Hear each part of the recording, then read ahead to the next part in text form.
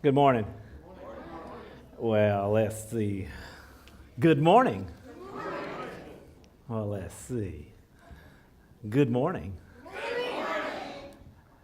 Well, good morning. I was just seeing if the way that I ask or say good morning affected how you replied back to me. So if I'm saying like, good morning. Good morning. Yeah, see, so it does. Good morning. How are you guys doing? It's good to have you here today. My name is Dorsey Atkinson. I'm the pastor here for Life Spring Church. If you didn't know that, we're a multi-campus. Those small congregations, we're multi-campus, one here and one over on Langston Chapel Road. Our other campus who just met earlier today, and I'm glad that you took out your time to be here today, because you smile at me, let me know that you're glad that you're here. Okay, well, that is a smile. I'm not sure. Some of them look like smiles. Some of them look like, what? So, listen. Last week we did something. If you weren't here, if you're following us online, we did something that a lot of places don't do. We gave away $5 to people or more on what we call a 5-2-1 challenge. Now, for some of you that were here last week, does anybody remember what the 5-2-1 challenge was about? What was the parable about that we were talking about? Does anybody remember? Teresa?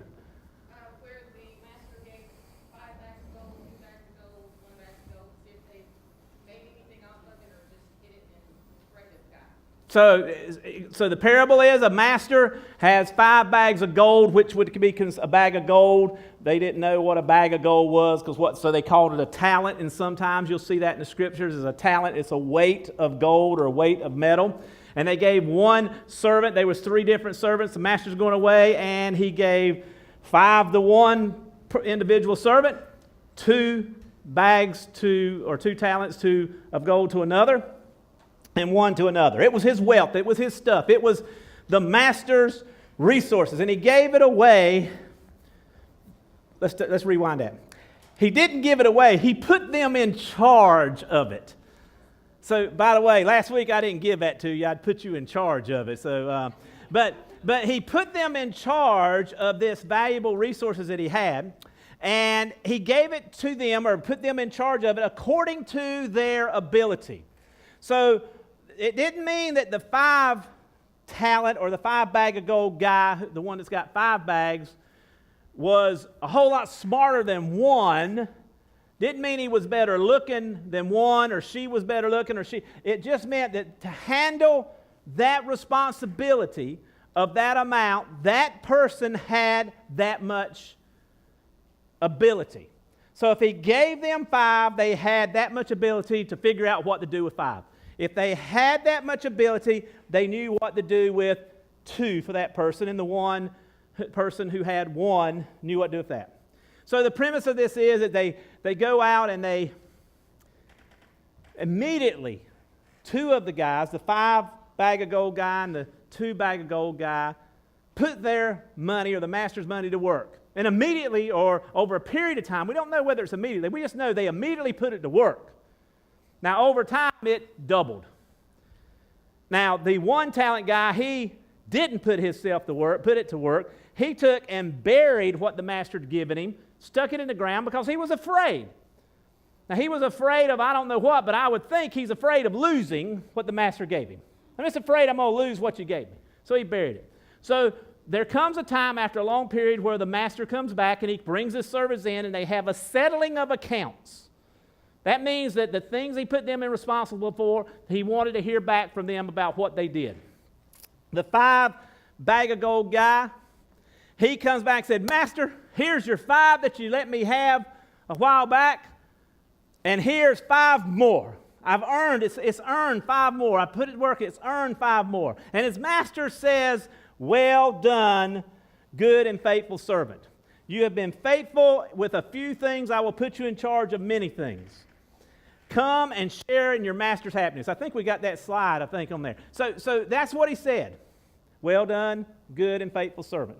You've been faithful with a few things, which he calls 5 bags of gold a few things, which means, honestly, that master must be pretty rich. So then the 2 bag of gold guy comes in and says, Master, here's the 2 you gave me, and here's 2 more. And his master says to him, well done, good and faithful servant. You've been faithful with a few things. I'm going to put you in charge of many things. Come and enjoy your master's happiness. So again, one has 5 and one has 2, but the master says you've been faithful with a few things. So this volume, this amount, this wealth that we see as bags of gold, the master has a lot of it because he considers 5 just like 2. You've been put in charge of a few things. You understand what I'm getting at? And he says these phrases, well done, good and faithful servant. Then the one talent guy comes in, or one bag of gold guy comes in and said, Master, I knew you were a hard man. I've been a servant with yours like all of these other guys here, and I knew you. And you gather where you don't sow, and you reap where you don't scatter. And because of that, I was afraid. And so I took this, and I buried it. And here it is, Master, what you gave me right back to you. I think he has a little wink in his eye because he's thinking, right back at you, Master. Here you go. And the master said, you wicked, lazy servant. So you knew this stuff about me? You knew how I gather where I don't sow and I reap where I don't scatter. You knew this about me, and still you did nothing? Now, it doesn't say this, but I'm going to improv this a little bit. Because I imagine the guy gets defensive. I did something. So he's probably going to interrupt. Have you ever interrupted somebody before because they're saying something that's not how you took it, how you perceived it? You don't. I do it all the time, Ricky. I'm just butting in on everybody's conversation. I'm like, no, wait a minute, Master, you don't understand. I did something. How can you call me wicked and lazy? I took the time to go off and bury this stuff and hide what you gave me because I wanted to make sure you got it back because I was afraid. Now, if you play this out, what would the master say? What were you afraid of? Now, how would you answer that if you were that guy? Somebody might steal it. I might lose it. In fact, one of the people we gave the $5 envelopes to last week lost hers for 4 days and was worried about, oh gosh, I lost the church's money. So afraid somebody steal it, afraid somebody. What would you say to the master if he says, why did you bury what I gave you? What would be something that you would be afraid of with somebody else's money, somebody else's stuff, somebody else's value? What would you say? Or would you just sit there and look like you're looking now? Well, not all of you are looking like that. I'm not going to call out any names, Thomas, of who does look like that. So what would you say? What would be your excuses? What are you afraid of? What have you been afraid of this week, those of you that took an envelope? Let's just get real. Say that again? That I wouldn't know how to multiply it. So I'm afraid I don't know. Okay? What's another one? That's a good one. Thank you, Paul. That took courage. What? Huh? I was going to spend it. I'm so far in, I have needs of my own, and I'm trying to balance this out, and that $5 meal at Cookout looks a good deal, and I could get that and have a meal. I might spend it on myself. What else? I gave it to somebody. I gave it to somebody who needed it. But you wasn't afraid of giving it to him, was you? Oh, you was? Okay. Because you knew I'd asked you what happened to it. That's right. What else? Anybody else? Failure. Who said failure? Failure what? Failure not being successful. Did you ever fail before? Yeah. How did it make you feel? It makes you feel cruddy, doesn't it? Doesn't it make you feel cruddy when you try to do something and you fail? That you studied, or maybe you think you studied, or you tried to study and you don't pass the test, or you know what I'm saying? It's something that you like. And what would happen if you failed enough times in your life of trying to do something and you failed so many times, the next opportunity to do something, what do you think you would do? Give up. Because of fear of failure. Fear of what other people are going to say. Fear of what other people are going to think. What's some other things? Rejection. Tell me about that. What about rejection? Like if you go to somebody and ask for their help and they're going to push you away. Oh my gosh, isn't that the worst thing? You go to somebody and you ask them for help. Because in the parable, Jesus said that the guy that went to the one talent guy, he said, you could at least gone to the banker and invested my money and gave me some interest. So what if I went to the banker and he turned me down? And when I went to 2 bankers and he turned me down. So my fear of rejection, my fear of how that feels, my fear of, for me, it's looking stupid, which I know all of you are going to say before Thomas says it, I know I look stupid, but I try not to live it out. Do you understand?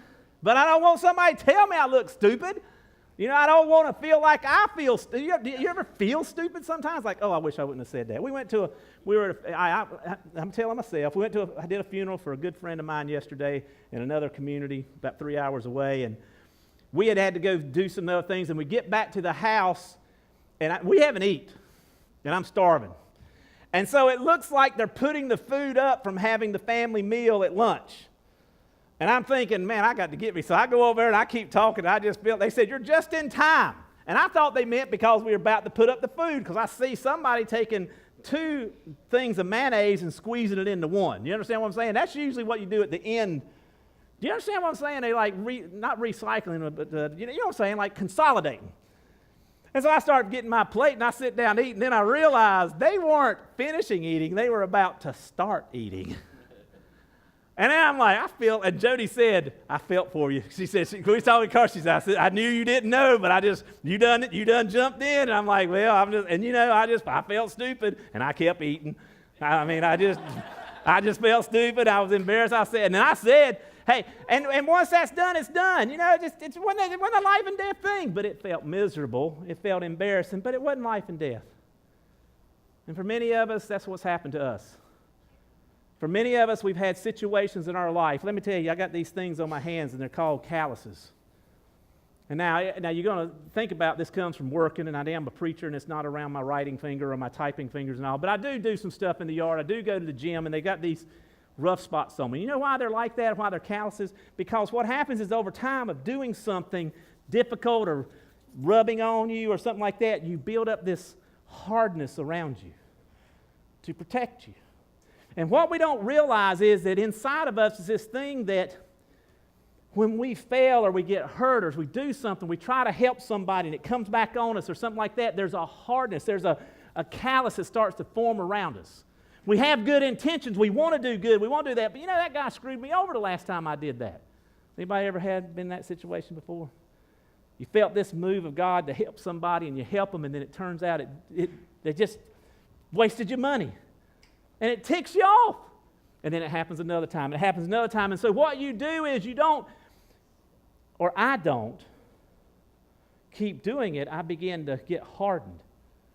And the hardness, the calluses cause me to either ignore or not listen to what God's telling me to do.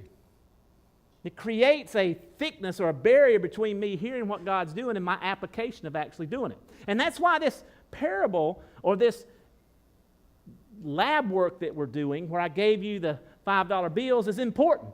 It is not about the money. This is a story about you. It's a story about you and about how you see things. And all I'm doing is we're using this as a family, as a congregation, as a teaching tool over the next 2 or 3 weeks to use this to help us understand how those feelings can be overcome. Now, if you haven't gotten $5, we have those back. Emily has the envelopes back there, and you can pick those up. Just let her know that, and she'll give you one. And if you picked up more than one, we'd appreciate it if you let us know that, because I misplaced 20-some of them. And so I'm afraid that Tiffany's going to get me, our financial person now, because between her and Natasha handling the money and watching after me, I'm like, ooh, I don't want to get on their bad side. But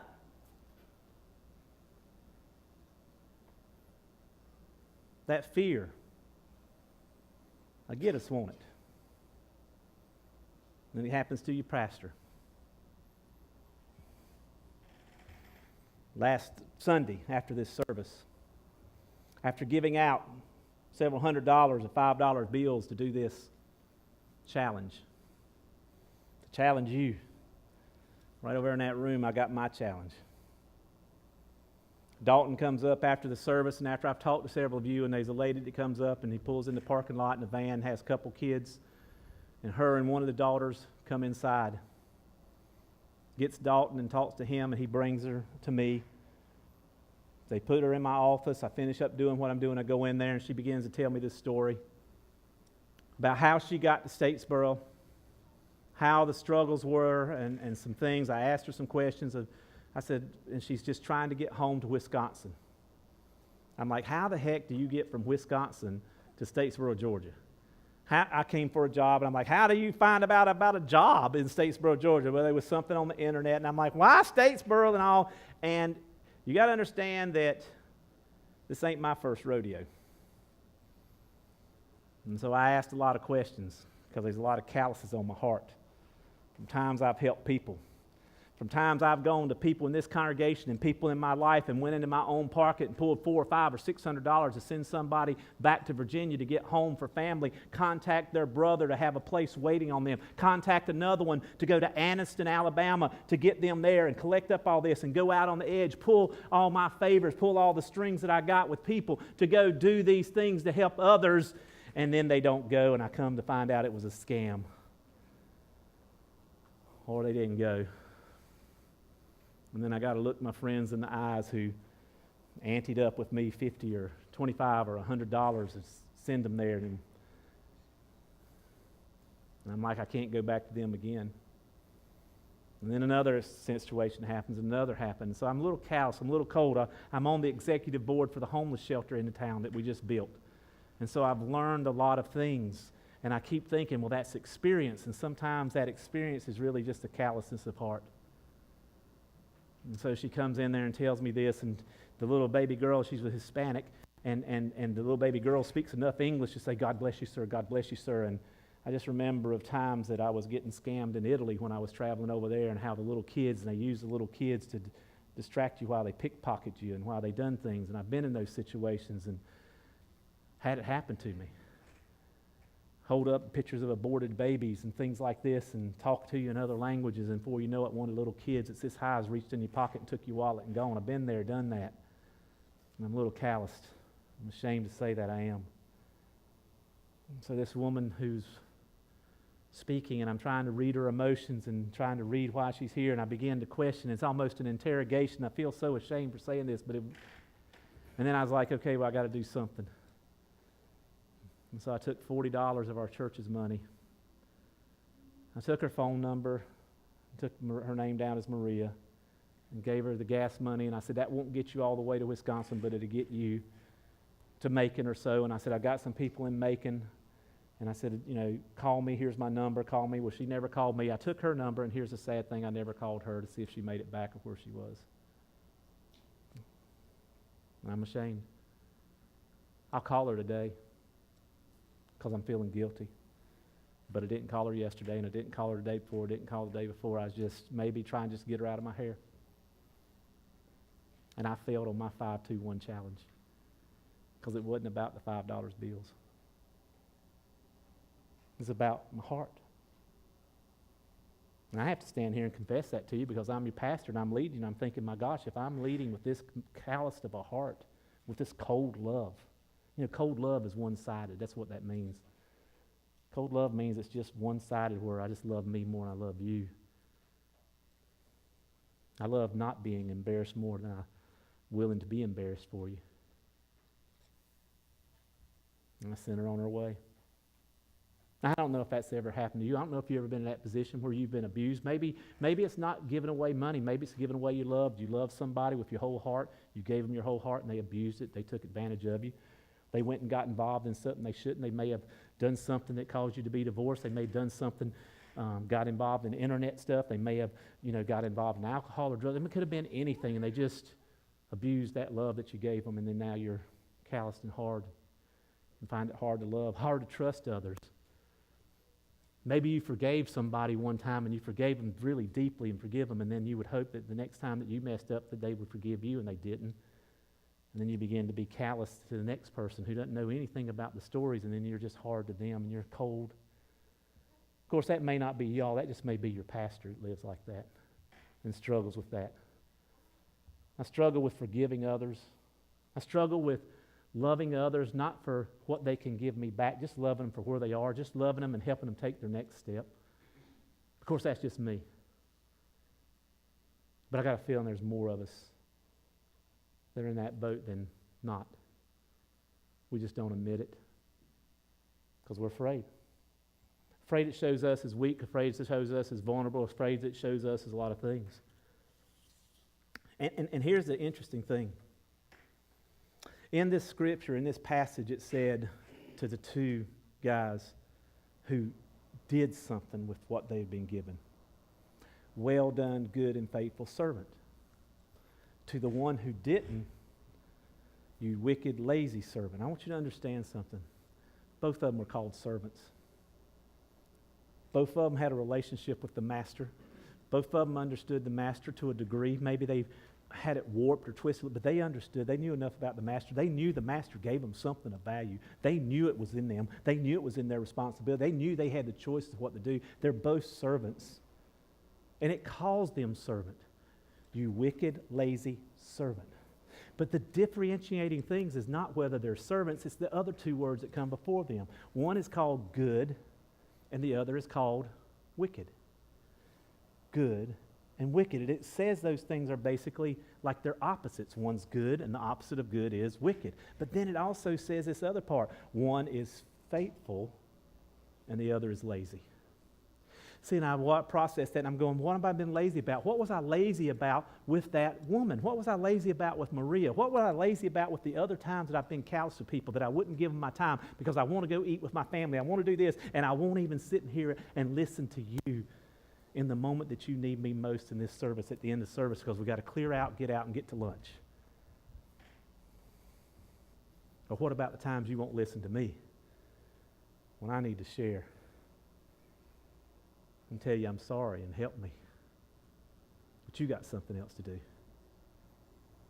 And I think about that, and I'm thinking about, is I'm just lazy? Is it lazy? Lazy to me is when I'm not faithful to be doing something of what God's given me. Lazy is when I care more about me than I do you. Lazy is when I'm afraid to go ask the banker the third time on this project that I'm doing. Now, this worked on me. So here's one of our glory sightings, one of the things where God's working inside of me. So next couple of days I go and I'm like, oh God, what am I going to do? And so I start thinking about pouring myself into this 5-2-1 challenge. And so I take my $5 and I'm thinking what to do. So I find some stuff, a lot of people in moving people, and I've moved a lot of students and moved a lot of adults. They don't take everything, and sometimes it just ends up at my house, including my children. And so I took some old golf clubs, about 30 golf clubs. They're really old. They're like wooden golf clubs. I took 2 bags and 2 golf sets of golf clubs. There's more than 2 sets. It's about 30, 35 clubs, individual clubs. Took some of my daughter's competition softball bats that she used, because she's now not doing competition softball. She's being a mama and getting ready to be married. And so I'm like, well, she don't need them anymore. And they're laying around the house. I'll take them. And I took my son. He's 27 years old. His bicycle when he was in living with me, and he ain't got it out of my house. So I took it and I loaded it up and I went to the pawn shop thinking, oh, God's going to help me on this. And I go to the pawn shop, and I've not been to many pawn shops in my life. And so I went in there, and I'm like, I'm going in there, and then I got right through the door. And I'm like, I cannot believe I'm going in here and asking this. And I walked in, I started looking around like trying to, you understand? Because this is out of my comfort zone. I'm not saying anything above going to the pawn shop. I'm just like, I feel like I'm begging. I'm being straight up. And so I go to the guy and I say, hey, I want to know if you would look at some stuff. He said, yeah, I'll go out there. And he goes out to the car and opens the trunk, and I'm pulling this out of my car, and I'm starting to see cobwebs on it and stuff that I didn't see on it, and rust. It looked very valuable in my garage, but as I pulled it out in the light of day in front of the pawn shop, I'm going, this is a bunch of crap. And basically that's what he said. This is a bunch of crap.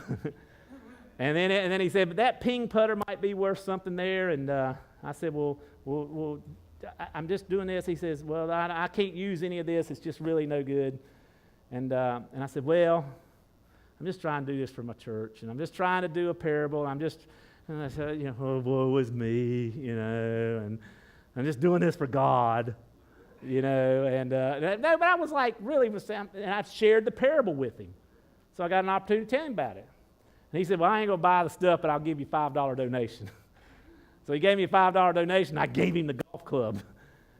And then we had this conversation. He said, take us to the Goodwill, that there are kids that would like to have some of this and they could use it. So I drove down to Goodwill, took the stuff down there and all. But my point is, I started getting out of my comfort zone. And it's just $5. I told you last week I can throw a $5 tip on a bad waiter, bad waitress. I've done it before. I've actually thrown $10 down because I'm like, man, you need some help. You're getting. Don't try that if you're a waitress or a waiter, just to see if other people do that, because they don't. They're the ones that put the money under the drink and turn it upside down so you get wet when you're trying to get it out and that kind of stuff. But here's where I want to come to with all of this today. For most of us, we've been in that part where we've had cold heart and became hardened. And I want to explain to you that prior to Jesus telling this parable that he told us today, that I'm recapping today, he told this story. The disciples were asking, like, Lord, when's the end of times coming? When are you going to come back again? When is all this going to start? And he begins that conversation around a campfire on the Mount of Olives after they've been in the nice temple and everything in Jerusalem. They're just out there at their little campsite, having supper, chilling. And they asked him, when are you coming back? When's all this stuff going to happen? When's the end of times going to happen? Listen what he says. At that time, many will turn away from the faith. Meaning many will turn away from believing the truth of Jesus Christ, the truth of God. And they'll begin to betray each other. In fact, they'll hate each other. You see that in the world today?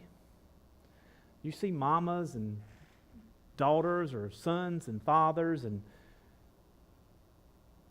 brothers and sisters and friends start to betray each other and start to hate each other. And you see people get miffed with the church and start leaving the church and just go off and just don't come back, and it's all because of everything else, and everything else is going on. And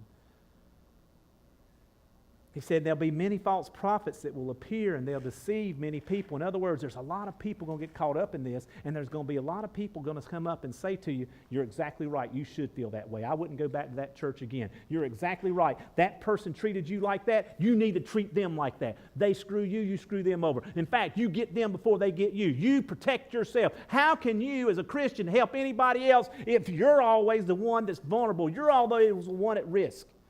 So just stop it. Take care of yourself first. And these false prophets will come out and say that. And many will leave the faith. Then he says, because of this increase in, what's that word up there? Because of this increase in wickedness. Because of this increase in wickedness. By the way, what did he call the one-talent man? See, in this story that he tells later, there's only one who's wicked and lazy, and there's two good ones. At the end of time, it's going to be reversed. There'll be two of these and one of those. Because somebody's going to convince them that ain't the way to live. And so he goes on and he says, because of the increase in wickedness, now get this, the love of most will grow cold. What's cold love look like? One-sided. Paul was writing, and he was talking about it in 1 Corinthians to a group of people. He was writing later. He said, love is patient. Love is kind. Cold love is not. Cold love is not patient with somebody. Cold love gets frustrated real quick. Cold love doesn't forgive. Cold love doesn't give second, and darn well doesn't give third or fourth chances. Cold love is not kind. Cold love does stuff just because they might get something back. Cold love goes and takes their $5 and does something because the preacher might pat them on the back and say, good job, rather than going, did I do what you asked me to do, God, not what the preacher asked me to do. Paul says that cold love is not self-seeking. Love is not self-seeking. It means it doesn't look about itself. It's not easily angered. But a cold love, oh, that son of a gun gets mad in a heartbeat. Gets hot and gets angry. You do something, you mess up one time, and I'm all over you. I ain't no second chance. I told you about it. Cold love digs up the past. Cold love digs up the past where somebody's trying to dig themselves out of the hole, and rather than helping them out and pulling them out of that hole, they throw another shovel of dirt on them. That's cold love, and that's what's happening. Because I see it in this world. I see it sometimes in this room. to each other. And I definitely see it in our community. Cold love does not boast, it's not envy. Love does not boast and it's not envy. It doesn't delight in evil but rejoices with the truth. It doesn't keep records of wrong. It doesn't keep it. But cold love, it never forgets what you've done to me. Oh, it'll go on and it'll walk, but cold love, you scratch that little scab and it's going to be a fight because you dug that back up in me. Love, good love, the warm love, always protects, always trusts, always hopes, always perseveres. It never gives up. The hot love, the warm love that God's talking about, that Jesus is talking about, that never gives up. It always hopes there's a better day coming, there's something better coming. It never gives up, and it looks for the optimism in the world, not for the pessimism. It doesn't look for the bad, it looks for the good. It doesn't use the bad as the standard to live by, it uses the good to live by. And it trusts even when they don't look trustworthy. And that love never fails. But cold love, it'll last about a week or two or a year or two. It'll last in a marriage up to this point. It'll last in a situation of this. And you understand what I'm saying? And he says that cold love is going to grow. And you think about how you've been treated by some recently. More importantly, you think how you've treated some. How many people you've ignored. How many people you saw and you were scared they were going to come ask you for money and you turned your head. How many people that you know complain or are tired. I'm just going to say, they bitch and they moan and they groan about this, that, and the other, so you avoid them because it brings you down. And you never for once thought you're the one to bring them up. And maybe in bringing them up, you're the one that's going to get brought up too. Maybe God put them in their life to give you the opportunity to be brought back up and to remember what He's done for you. Maybe some people that God's put in your life is your $5 challenge. And you keep thinking it's about making this $5 and doubling. What happens if you go to that person and you forgive them? Then maybe they take it and forgive somebody else and you just double forgiveness. Is that true? What if you gave somebody a second chance and then they, because of what you did, go give somebody else a second chance? Did you just not double that?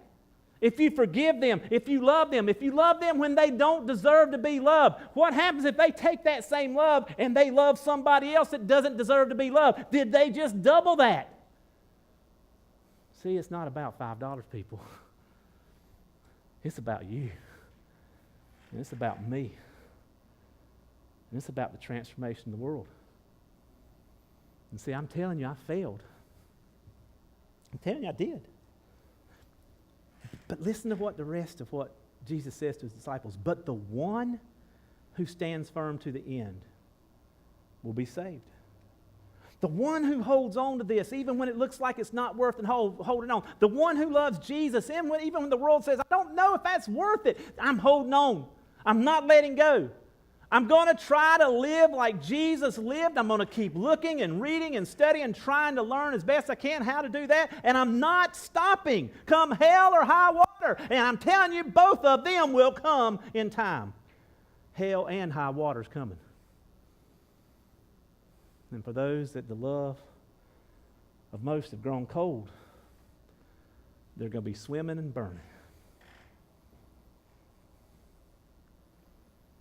And He said, in this gospel of the kingdom, and notice, in this gospel, that's what that says. And this gospel is good news. So what's this gospel?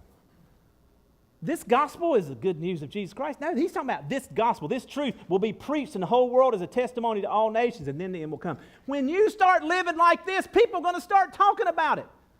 And this gospel of love and second chances and forgiveness and helping people, of taking what you have, your talents, your gifts, and not just using them to other than you, but helping to transform the world. When this love is talked about, then the end's coming.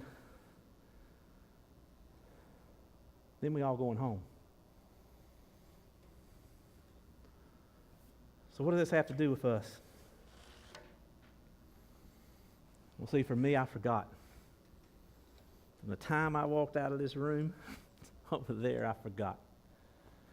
And I need something to help me remember. And I don't need just an envelope with a $5 bill in it to help me remember. Do you understand what I'm saying by that? I need something in here. And that's what Holy Communion's about. This morning we're about to partake in Holy Communion. We're about to take and remember what Jesus Christ did for us.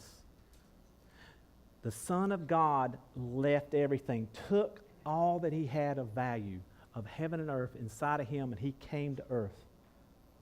And he gave it to knuckleheads.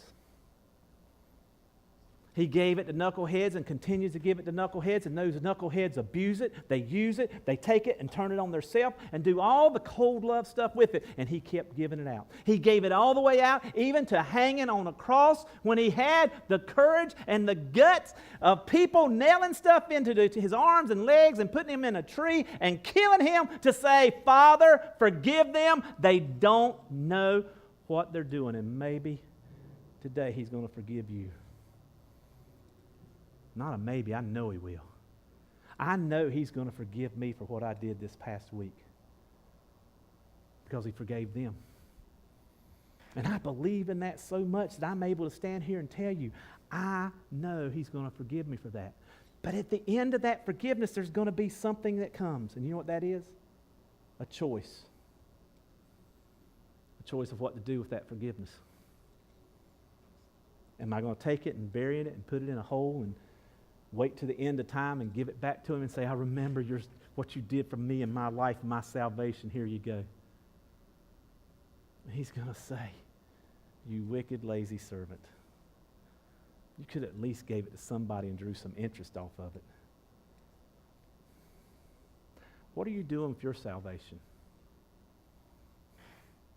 What are you doing with not the $5, but what God's given you that's way more valuable than a $5 bill?